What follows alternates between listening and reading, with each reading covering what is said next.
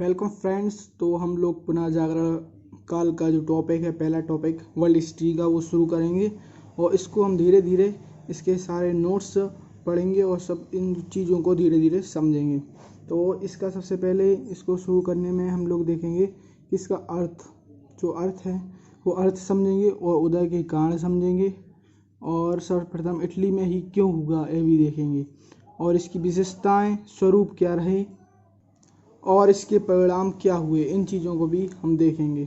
तो सबसे पहले कि जो पुनर्जागरण हुआ वो कहाँ से शुरू हुआ, तो हम इनको पहले जो वर्ल्ड है उसको 3 भागों में बांटेंगे, विश्व को 3 भागों में, प्राचीन विश्व, मध्यकालीन विश्व और आधुनिक विश्व।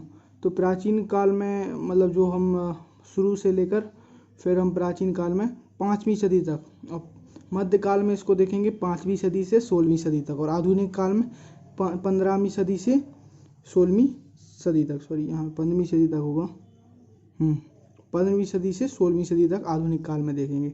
तो क्या था दोस्तों, शुरुआत में जो प्राचीन विश्व में, जो यूरोप में रोमन यूनानी साम्राज्य था, तो रोमन यूनानी साम्राज्य था वो 2 भागों में विभक्त था। एक पश्चिमी रोमन साम्राज्य जिसकी राजधानी रोम थी, और एक था पूर्वी रोमन साम्राज्य जिसकी राजधानी कुस्तुनिया या तुर्की थी।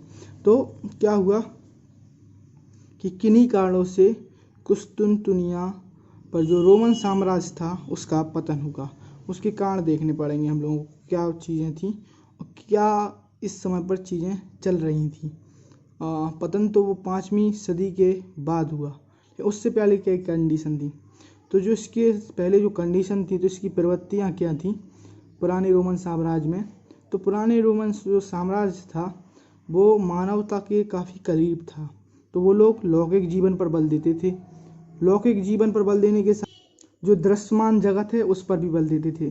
तो जो दृश्यमान जगत है उस पर भी बल देना और लौकिक जीवन पर बल देना, इसका मतलब क्या होता है, लौकिक जीवन पर बल देना यानी कि जो चीज़ें हमें दिख रही हैं, जो चीज़ें हम महसूस कर रहे हैं, जो चीज़ें सामने हैं, उन चीज़ों को, दृश्यमान चीज़ों पर बल देना। इसी कारण वो लोग मानव पर बल देते थे या मानवतावाद पर बल देते थे। इसका मतलब क्या हुआ, जो मानवता है, मानववादी विचार है, धारा है, मानव को महत्व देना ही मानव पर बल देना है। ठीक है। नेक्स्ट, मानव के तर्क व विवेक पर स्वतंत्रता या मान्यता दी गई थी। मानव जो भी सोचता था उसको तर्क को लोग सुनते थे, समझते थे और मानवीय स्वतंत्रता मौजूद थी। तो इस समय क्या थी, मानवीय स्वतंत्रता मौजूद थी। लेकिन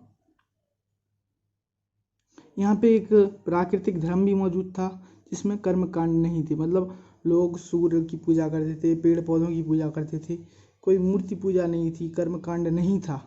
तो मतलब प्राचीन जगत है वो जाग रहा था। पुनः जागरण का क्या मतलब होगा, पहले जाग रहा था, फिर सो गया, फिर जागा है नया। तो पहले इस जगत के लोग क्या है, जाग रहे थे। फिर क्या हुआ कि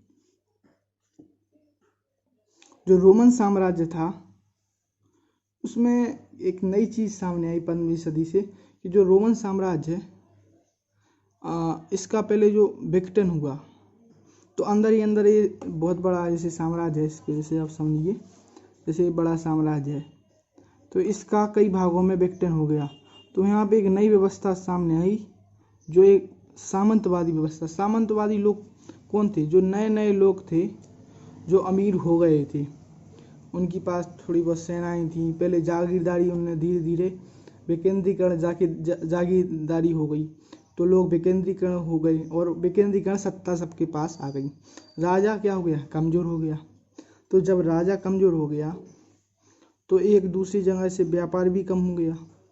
तो क्या हो गए, विचार यहीं के यहीं रह गए, एक ही जगह पर विचार रह गए। तो विचार क्या हो गए, संकुचित हो जाएंगे जब एक ही जगह विचार रहेंगे, क्योंकि विचार को बढ़ने के लिए कोई माध्यम नहीं मिलेगा। व्यापार एक अच्छा माध्यम था, लेकिन इस तरह से विघटन होने से सामंतवाद भारी पड़ गया, और सामंतवाद पड़ने से लोगों ने पारलौकिक जीवन पर बल दिया। मतलब कि ईश्वरीय शक्ति पर या एक अदृश्य शक्ति पर बल दिया जाना ही पारलौकिक जीवन पर बल देना है।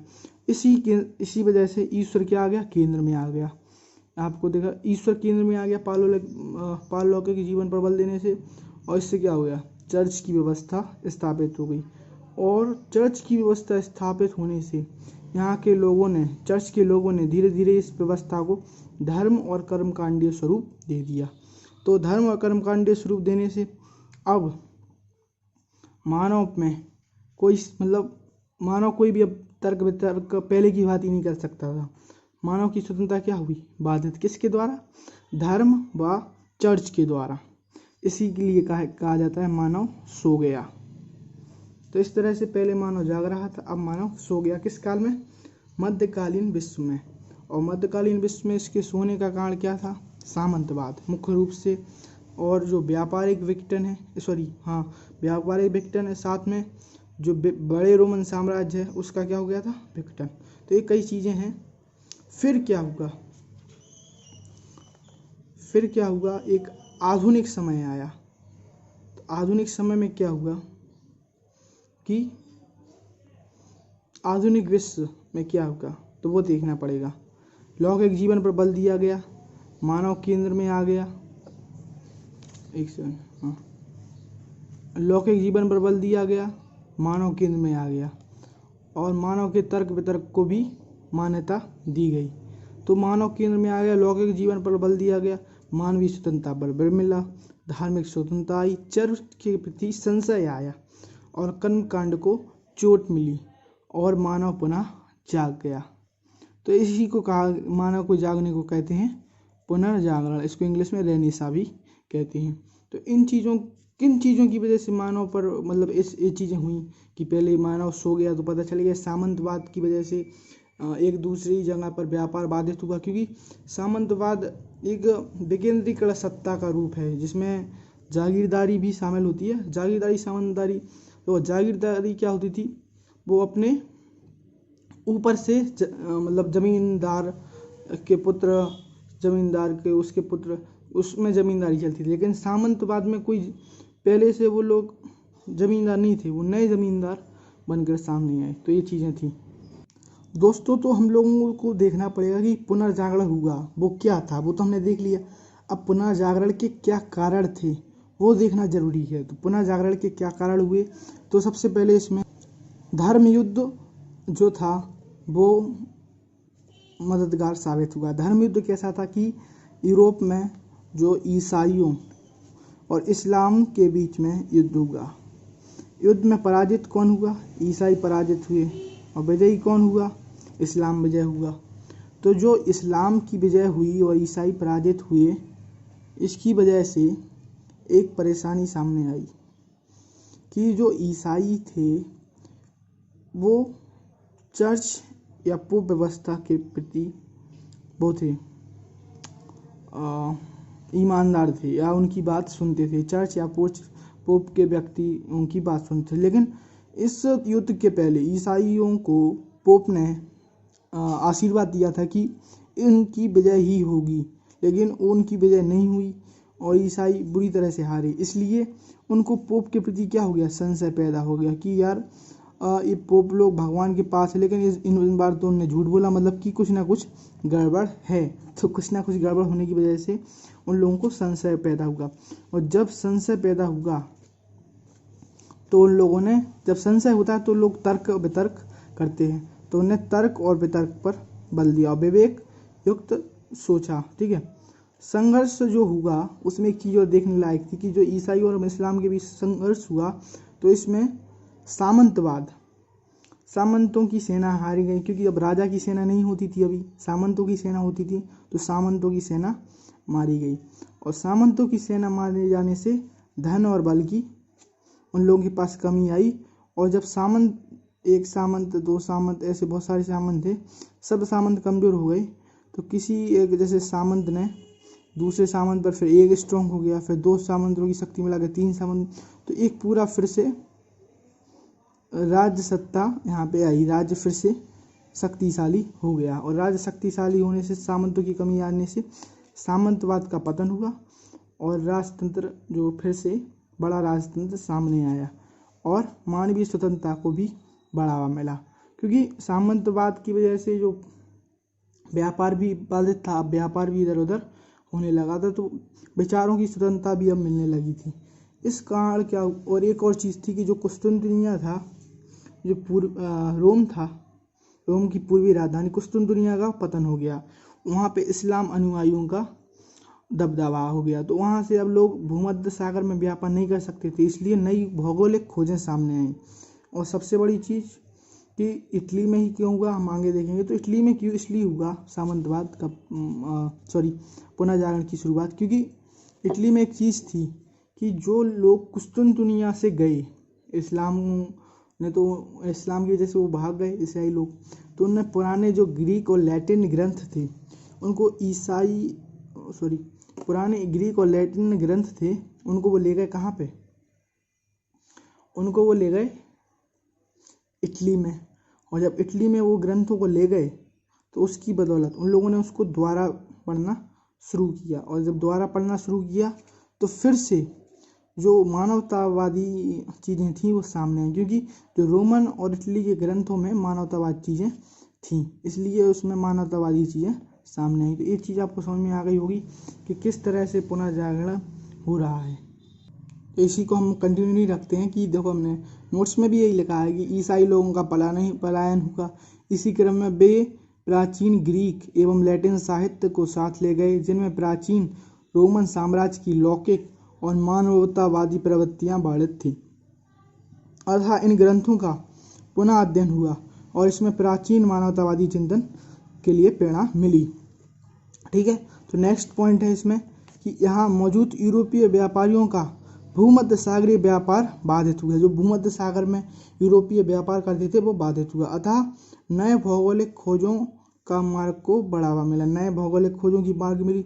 तो इसलिए क्यों मिला, क्योंकि अब नए भौगोलिक खोजों से ही जो व्यापार है वो संपन्न हो सकता था। इसलिए इसी क्रम में जो लोग कोलंबस है, वास्को डी गामा है, वो सब भौगोलिक खोजने निकले।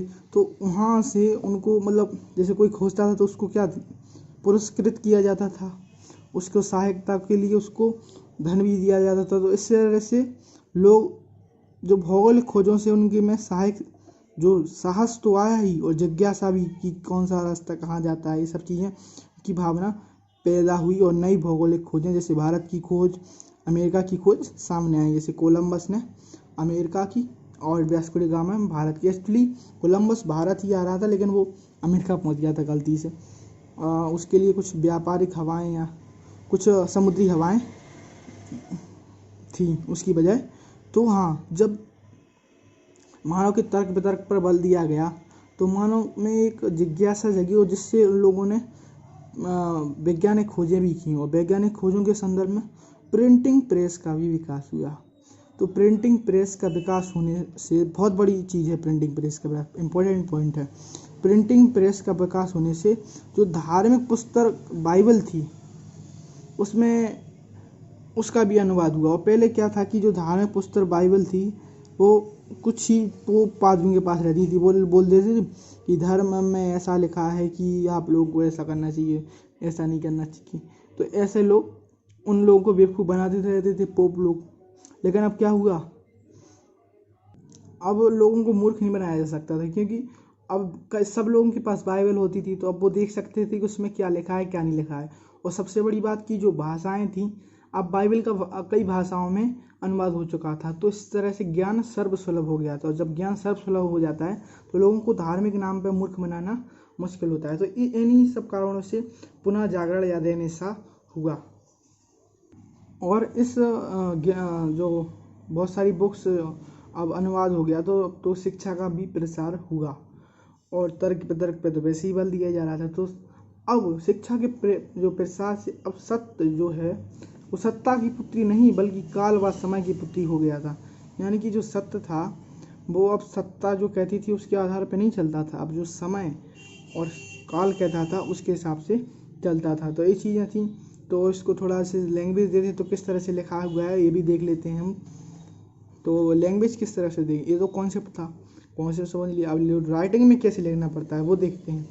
तो लिखा है, सब प्रथम इटली के लेखक बेसारी ने 16वीं सदी में यूरोप में विभिन्न क्षेत्रों में परिवर्तनों को पुनः जागरण शब्द से संबोधित किया है। वस्तुतः 14वीं से 16वीं सदी के बीच यूरोप में जिन लौकिक प्रवृत्तियों का उदय हुआ उसे पुनः जागरण चेतना का नाम दिया, जिसका केंद्रीय तत्व मानवतावाद था। और नेक्स्ट देखते हैं दूसरा पॉइंट क्या है। वही चीज़ें हैं सब जो हम पढ़ चुके हैं। दूसरा पॉइंट है प्राचीन यूरोप की पीड़ा पर आधारित आधुनिक विश्व का निर्माण करने वाली चेतना पुनः जागरण चेतना के नाम से जानी जाती है। जो प्राचीन यूरोप के प्रेरणा पर आधुनिक विश्व बना उसको पुनः जागरण के नाम से माना गया। ठीक है, तो लौकिक जीवन पर बल, मानवतावाद बल और जो पुरानी चेतना थी प्राचीन रोमन की उसी को द्वारा निखारा गया कुछ नई विशेषताओं के साथ। पुनः जागरण एक बुद्धिवादी एवं उदार सामाजिक, सांस्कृतिक, आर्थिक और धार्मिक विचारों को संकेतित करता है। तो पुनः जागरण क्या है? नई जो आर्थिक चीज़ें हैं, सांस्कृतिक, धार्मिक हैं, इनमें तर्क, जिज्ञासा की प्रवृत्ति, कला, साहित्य, मानवतावादी भावनाओं की अभिव्यक्ति शामिल है। अनुसंधान और आलोचनात्मक प्रवृत्तियों का भी प्रसार हुआ। तो इस समय पे क्या हुआ? रिसर्च सामने आई और अनुसंधान और आलोचनात्मक प्रवृत्तियां भी सामने आई कि उससे अब आलोचना भी कर सकते थे। पहले जो भी पोप की आलोचना करता था उसको मार दिया जाता था। तो इस तरह से क्या हुआ? जो मनुष्य में मध्यकालीन अंधविश्वास था उनसे बंधनों से लोग मुक्त हो गए। तो इस तरह से क्या हुआ? पुनः जागरण का कार्य हुआ। तो पुनः जागरण के कारण में देखते हैं क्या लिखा हुआ है, नोट्स में क्या लिखा हुआ है देखना पड़ेगा कि पुनः जागरण के उदय के क्या कारण थे। तो धर्म युद्ध इसका एक कारण था। तो धर्म युद्ध में यूरोप में 11वीं से 13वीं शताब्दी के बीच ईसाई धर्म व इस्लाम के अनुयायियों के बीच धार्मिक संघर्ष हुआ। किन के बीच? ईसाई और इस्लाम के अनुयायियों के बीच, जिसमें अंततः किसकी विजय हुई थी? रिवीजन है ये थोड़ा सा। इस्लाम के सैनिकों की विजय हुई। फलतः ईसाई प्रमुख पोप समर्थित सेना की पराजय से मौजूद चर्च व्यवस्था पर प्रश्न चिन्ह लग गया, क्योंकि इसने क्या किया था? पोप ने इन लोगों को आशीर्वाद दिया था कि आप लोग जीवित होंगे, तो वो लेकर हार गए। तो यह सत्य साबित नहीं हुआ, इससे पोप पर संशय पैदा हुआ। दूसरी चीज, इस युद्ध के दौरान यूरोपीय लोगों का अरब लोगों के साथ संपर्क हुआ।